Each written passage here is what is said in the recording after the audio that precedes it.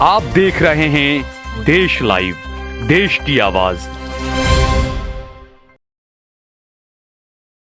नमस्कार दोस्तों, आप देख रहे हैं देश लाइव और आपके साथ मैं हूं आशिमा त्यागी। सावन का महीना चल रहा है दोस्तों, और हर साल सावन का जो महीना आते ही पूरा उत्तर भारत अगर देखा जाए तो भगवा रंग में रंग जाता है। सड़कों पर कांवड़ियों की भीड़, कंधे पर गंगा जल और मुंह पर बोल बम का जयकारा।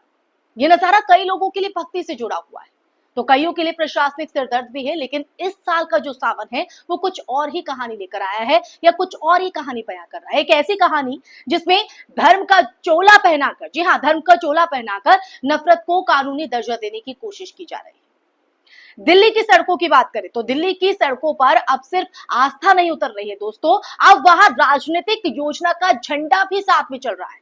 हिंदू सेना ने मांग की है कि कांवड़ यात्रा के रूट पर मीट की सभी जो दुकानें हैं वो बंद कर दी जाए। और कहा, हैरानी की बात तो यह है, चौंकाने वाली बात तो यह है कि ये मांग सिर्फ की नहीं गई है दोस्तों, बल्कि इस पर कार्रवाई के लिए सरकार पर दबाव भी डाला जा रहा है। सवाल ये उठता है कि अब किसी का रोजगार, कोई दुकान, कोई धंधा एक लोकतांत्रिक देश में सिर्फ इसलिए बंद कर दिया जाता है कि क्योंकि वो किसी धर्म विशेष की आस्था में खलल डालता है दोस्तों। तो क्या ये वो देश वाकई धर्मनिरपेक्ष देश है? अब सोचिए, किसी मुस्लिम मोहल्ले में कोई मंदिर हो, वहां के लोग ये कह रहे हैं कि ईद के दिन उसके पास बकरों की कुर्बानी ना हो क्योंकि उसे धार्मिक भावना ठेस पहुंचती है। तो क्या सरकार ये मांग जो है वो मानेगी? शायद नहीं। लेकिन जब हिंदू सेना ये कहती है कि कांवड़ यात्रा के रास्ते में मीट की दुकानें बंद होनी चाहिए, तो उस पर चर्चा होती है, चिट्ठी लिखी जाती है और दिल्ली सरकार उसकी व्यवस्था करने में भी लग जाती है दोस्तों। यही तो हो रहा है अब जरा इस पर ध्यान दीजिए कि दिल्ली सरकार की तरफ से खुद कपिल मिश्रा ने ट्वीट करके बताया है, सोशल मीडिया एक्स पर उन्होंने ट्वीट कर बताया कि हम कांवड़ियों के स्वागत के लिए तैयार हैं। हर जिले में शिविर लगाए जाएंगे, पानी, भोजन, मेडिकल और डीजे की व्यवस्था भी की जाएगी। यानी सरकार अब आस्था के नाम पर एक धर्म विशेष की यात्रा का प्रचारक बन गई है।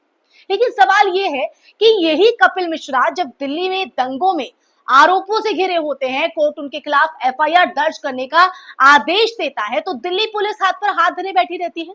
ये उदाहरण मैं इसलिए दे रही हूं दोस्तों क्योंकि क्यों ये हो रहा है, ये सवाल है क्योंकि दिल्ली पुलिस गृह मंत्रालय के अधीन और गृह मंत्री है अमित शाह, और अमित शाह को पसंद है कपिल मिश्रा जैसे लोग जो एक खास तरह की राजनीति करते हैं। जी हाँ, खास तरह की राजनीति जिसमें नफरत को चुपचाप बढ़ावा मिलता है, चुपचाप परोसा जाता है। याद कीजिए 2020 की वो दिल्ली, 2020 की दिल्ली जब दंगे भड़के, सैकड़ों लोग घायल हुए और कई जाने भी गई। उसी समय कपिल मिश्रा मंच से खड़े होकर धमकी दे रहे थे कि हम इंतजार कर रहे हैं ट्रंप के जाने का और उसके बाद देख लेंगे। और फिर दिल्ली जली भी दोस्तों, दिल्ली जली भी। इसी दिल्ली में एक माँ है, नजीब की माँ, जो आज भी अपने लापता बेटे को ढूंढ रही है दोस्तों। नजीब एक जेएनयू का छात्र था, अचानक गायब हो गया। कोई सीबीआई जांच नहीं, कोई पुलिस कार्रवाई नहीं, कोर्ट ने जो पूरा मामला है वो बंद कर दिया। और कपिल मिश्रा जैसे नेता इस माँ से मिलने नहीं चाहते, उसका दर्द नहीं समझते क्योंकि वो मुसलमान है। ये गुनाह है उस माँ का। क्या हमारे नेताओं की जो संवेदनाएं हैं वो भी धर्म देखकर ही काम करती है क्या दोस्तों? दिख तो यही रहा है। तो उस माँ का गुनाह सिर्फ इतना है कि वो मुस्लिम है, वो मुसलमान है, एक धर्म विशेष से ताल्लुक रखती है। अब ये नेताओं की संवेदना मर जाना नहीं कहा जाएगा तो क्या कहा जाएगा कि कपिल मिश्रा अब तक उस माँ से नहीं मिले, कोई मदद नहीं पहुंचाएगा। अब एक और दिलचस्प और चिंताजनक पहलू पर बात करना भी जरूरी हो जाता है। देश की टॉप 5 मीट एक्सपोर्ट कंपनियों के नाम मुस्लिम है, जैसे अल हमद, अल फहीम, मीम अग्रो, रहमत एक्सपोर्ट्स और साबा फूड्स। लेकिन अगर आप इनके मालिकों की जानकारी निकालेंगे तो उनमें से कई हिंदू हैं। यानी नाम से मुसलमान दिखाकर मुस्लिम समुदाय को बदनाम करना आसान है, जबकि असली फायदा उठाने वाले तो पीछे कोई और ही है। ये दिखाता है दोस्तों कि कैसे धार्मिक धंधा अब एक मुनाफे की राजनीति बन चुका है। अब चलिए एक और बात पर गौर फरमाते हैं। एक मुसलमान व्यक्ति अगर सड़क पर नमाज पढ़ता है, जी हाँ, आपने मामले सुने होंगे इस तरह के, तो तुरंत सोशल मीडिया पर वो वीडियो वायरल हो जाती है। देखो, ये सड़क रोक रहे हैं, देश का कानून तोड़ रहे हैं, लोगों को परेशानी हो रही है। लेकिन वही सड़क जब कांवड़िए ट्रकों, बाइकों और झंडों के साथ ब्लॉक कर देते हैं, तब उस पर फूल बरसाए जाते हैं। प्रशासन चाय पानी तक की भी व्यवस्था करता है, खड़े लिए रहता है। और मीडिया इसे धार्मिक उत्सव कहकर सलामी भी देता है। क्या ये संविधान है? क्या यही बराबरी है दोस्तों? मुद्दा सिर्फ धर्म का नहीं है दोस्तों, मुद्दा है प्रशासनिक चरित्र का भी। मुद्दा है कि किस तरह धर्म के नाम पर एक वर्ग को विशेष दर्जा देकर बाकी को नीचा दिखाया जा रहा है, और उस सबका फायदा उठाने वाली है सत्ता, जो वोट के लिए एक वर्ग को लगातार बहुसंख्यक की भावना में डुबो रही है और अल्पसंख्यकों को डर में जीने को मजबूर कर रही है।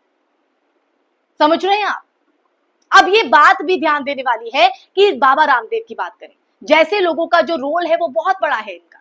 उन्होंने हाल ही में एक बयान दिया, जो भारत में रहना चाहता है उसे सनातन धर्म का सम्मान करना होगा। बाबा रामदेव अब आयुर्वेद से निकलकर संविधान पर प्रवचन देने लगे हैं। कोई उनसे पूछे कि क्या भारत के संविधान में कहीं ये लिखा है कि किसी धर्म विशेष का सम्मान करना जरूरी है? क्या आप ये कहना चाहते हैं कि भारत में मुसलमान, ईसाई, सिख, जैन ये सब सेकंड क्लास नागरिक हैं? क्या कहना चाहते हैं? क्या मायने निकाले जाए बाबा रामदेव के इस बयान के? इस तरह की भाषा ये बयानों की भाषा नहीं है दोस्तों, ये सत्ता में बैठे लोगों को खुश करने की भाषा है। इस भाषा में जो नफरत भरी जा रही है, या नफरत हम देख रहे हैं, उनका जहर धीरे धीरे समाज में फैलाया जा रहा है, आप में और हम में फैलाया जा रहा है। अब आखिरी और सबसे अहम बात अगर बात करें, जब कांवड़ यात्रा जैसे आयोजनों में प्रशासन खुलेआम समर्थन करता है तो वो सिर्फ आस्था नहीं बढ़ाता, वो सत्ता के सामने एक संदेश देता है कि हम तुम्हारे धर्म के साथ हैं। और यही समर्थन फिर समाज में खाई पैदा करता है, समाज को बांटता है। एक तरफ वो जो खुद को सत्ता का प्रिय समझते हैं, दूसरी तरफ वो जो हर समय डरे रहते हैं कि उनके बच्चे सुरक्षित घर पर लौटेंगे भी या नहीं। ये चिंता है दोस्तों। देश में माहौल ऐसा बना दिया गया है कि मुस्लिम अगर मीट बेचता है तो वो देशद्रोही, लेकिन यही मीट अगर हिंदू बेचता है तो उसे बिजनेस कह दिया जाता है।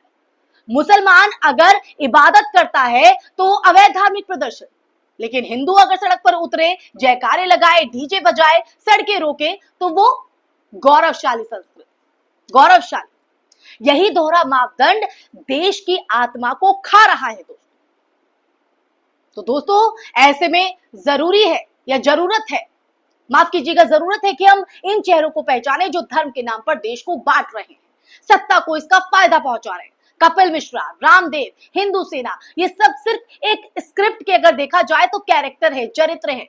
असली स्क्रिप्ट तो किसी और ने लिखी है, उसका नाम है धार्मिक वोट बैंक की राजनीति।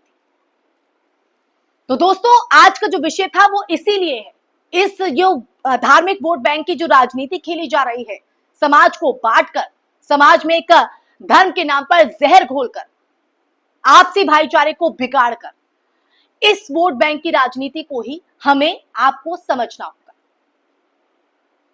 क्योंकि देश का सौहार्द रही उसकी पहचान, और देश की संस्कृति यही कहती है कि सभी धर्मों का एक समान जो है वो सम्मान होना चाहिए।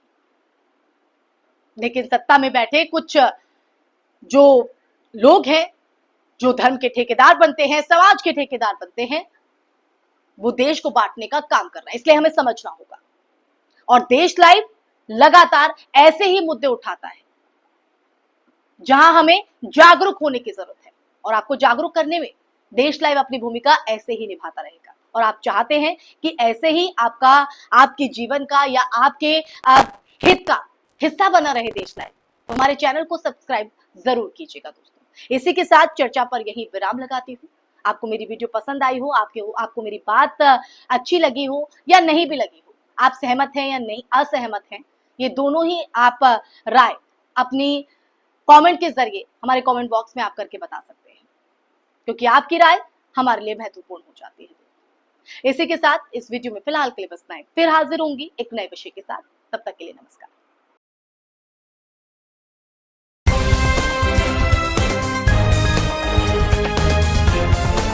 देश और दुनिया की तमाम छोटी और बड़ी खबरों के लिए हमारे चैनल को सब्सक्राइब करना न भूलें और बेल का बटन जरूर दबाएं।